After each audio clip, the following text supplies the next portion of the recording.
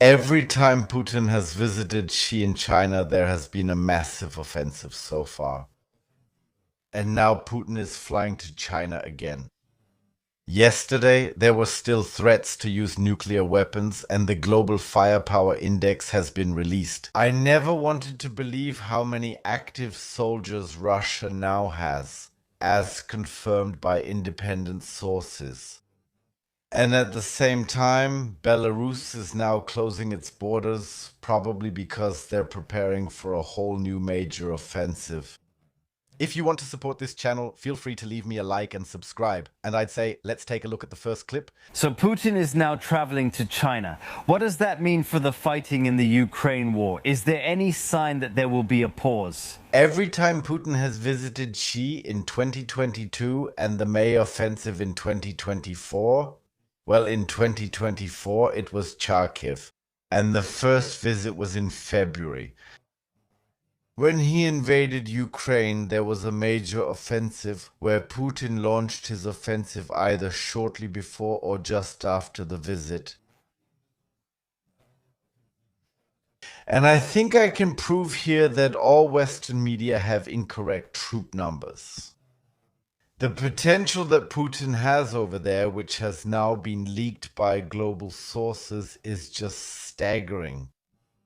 I really have to say it like this. It's insanely gigantic, the number of troops he currently has. We have experienced a fierce exchange of airstrikes here in the last few days.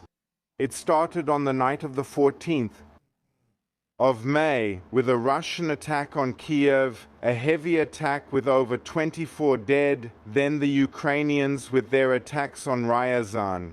By the way, I made a small technical mistake yesterday. I didn't mean 120,000 to 200,000 people, but rather 600,000 to 620,000 people who are actively at the front. And now let me point out, Putin now has, as you can find on the Global Firepower Index, 1.32 million people he could send to war. Some military bloggers say he only has 70,000 active personnel left that have now been completely wiped out, but actually he has 1.3 million people where he could immediately, and we're talking about the next major offensive, immediately send 600,000 people into Ukraine, technically speaking. And just yesterday there was another warning that if this doesn't stop, they would use nuclear warheads. And by now, the mobilization pool in Russia has grown to almost 69 million people. All these strikes on Kiev, on Moscow, on Odessa, on Ryazan are terrible, terrible for the people. Yesterday, it sounded different. Yesterday, they were still saying that it's only bad on Kiev's side. I definitely believe that it's absolutely terrible for all the people who didn't choose this. But the pressure on the Kremlin is getting so high now that they should immediately recruit the 2 million reservists who would then join the active personnel and send them straight to the front. Finally, well, I really have to say it like this to take tough action. And our reporters here in Germany, they're suddenly speaking a completely different language than yesterday. Yesterday, they only condemned Russia. Today, they suddenly have sympathy for the people. And I, yes, have always said that in my videos. But the situation is devastating near the front in cities close to the front lines. We have now received images from Konstantinovka, which is a heavily contested city in the Donbass in Donetsk province. And these are drone images, and we can see that there is basically nothing left of Konstantinovka. So, and now hold on tight for what's ready for deployment in the next major offensive, which in some cases isn't even at the front.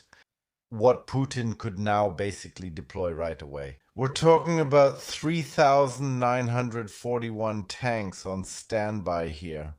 They still have a stock of 5,630. So, contrary to everything we're being told in the news right now, you can check all the sources. Really just look it up. You can find all of this publicly. Don't listen to the propaganda. Vehicles or armored vehicles, 88,500 towed artillery, 4,144, and they still have 1,740 rocket artillery units, operational vehicles, which are basically either on standby now, or they're at the front, but they could be brought together now. And Belarus has now also closed its borders with Ukraine because they are probably preparing for the next major offensive. And what has happened so far was probably just a taste of what's coming now, either after Putin has been to China or shortly before. So once again, a so-called May offensive. Yes, in fact, it's about Xi Jinping and Vladimir Putin working on a new world order, a multipolar world order. And they're also trying to change international relations. And you're not wondering why Donald Trump has been in China these past few days. You can't make any connection to that, dear press, here in Germany. It's not easy for you at all to explain all of this to us, is it? Because we're probably once again on the wrong side of history. We've probably messed things up with the big powers, who are probably once again protecting the conditions for war. Later, they'll dictate things to our disadvantage, but what do I know? Don't you think it's about time to start pursuing diplomacy with Russia, the Americans, and China at the same time?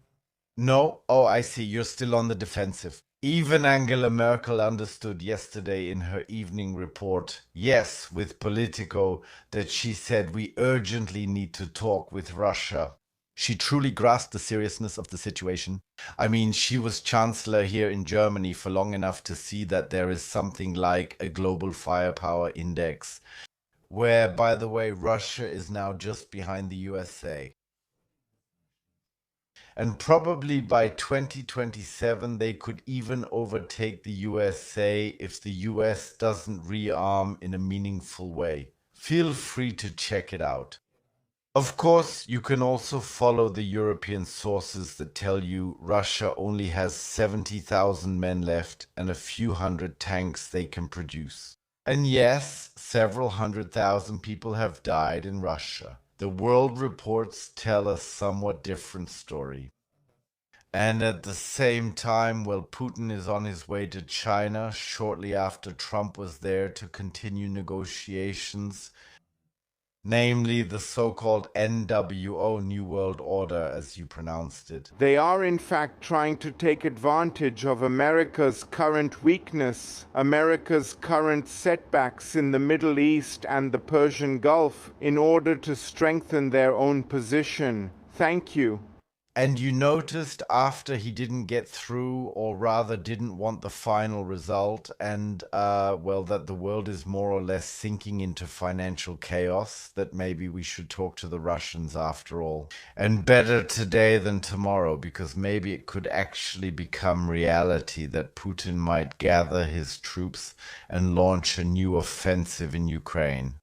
Because where are we actually? Better than the Russian army, I can tell you that right now, and that's in coal consumption. Yeah, that's the only thing. Climate neutrality for Europe and, well, the worst strategic military equipment for Russia. And, well, even in terms of debt, we're so high now that Russia is actually laughing at us. And, well, the sanctions, well, they don't work anymore. They've just been lifted for now. Only Europe still says, no, we won't take anything from the Russians, so take care. And yes, we'll probably see the next major offensive from Putin in the coming days, which will once again show us that it's time to talk. And NATO is on the verge of collapse. Who was it that said that again?